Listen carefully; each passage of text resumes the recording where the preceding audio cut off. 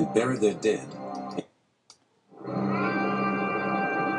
in the burning sands of northern Africa, beneath a hot desert sun. A powerful kingdom thrived for thousands of years. Strong kings and queens built massive temples and buried their dead in pyramid-shaped tombs. But this is not Egypt, and the people who made these monuments were not ancient Egyptians. This is the Sudan, the largest country in Africa and the birthplace of Nubia, a golden kingdom nourished by the Nile. At that time, it was the largest country of the whole world. It was an empire, a real empire. An empire with a language that scholars still can't read. Lost in the shadows, the history of ancient Nubia has remained a mystery until now.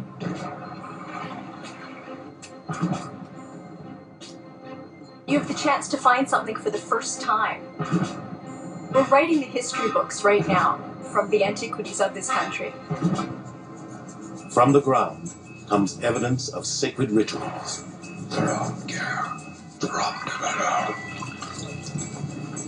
An ancient crime scene.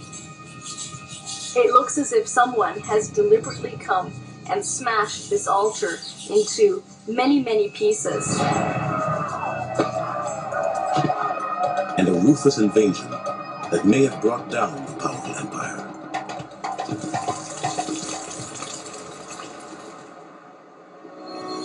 Turning detective, these archaeologists will use the tools of their trade to piece together the final days of a lost city and bring to life a forgotten kingdom, a land called Nubia.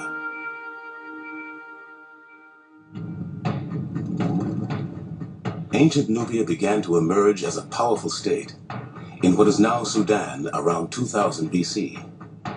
Not long after the first Egyptian dynasties had forged their own nation farther to the north.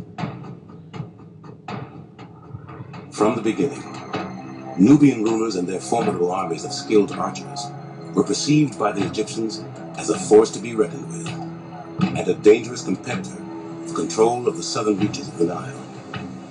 For many years, Egyptian pharaohs held sway over their southern adversaries. But there came a time when the Nubians turned the tables and conquered Egypt.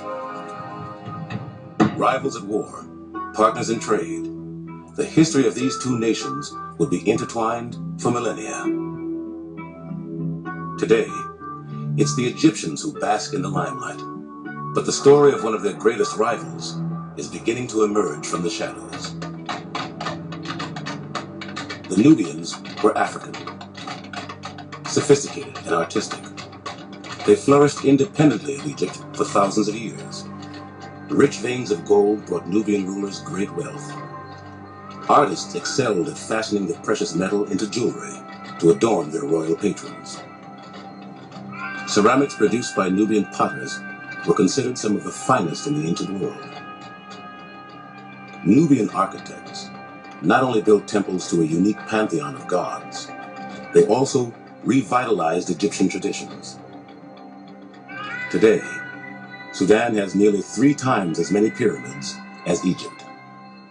When I think about all those powerful kings who ruled over the Sudan, I like very much that those people would have been my ancestors. Always I feel I am part of them. In the 1920s, Harvard archaeologist George Reisner excavated Nubia's magnificent tombs and laid the foundation for a chronology of kings and queens that spans more than 1,000 years. We have their names, but many of their stories are still lost in the cryptic code of the Nubian script. To decipher the language, archaeologists dream of finding a new Rosetta Stone, like the one used to translate Egyptian hieroglyphs in 1822. That would be absolutely fantastic if we were to find such a document. It's a scholar's dream to find a clue to solve a puzzle like this. Now a remarkable new site, a lost city in the sand, may hold the key to unlocking Nubia's past.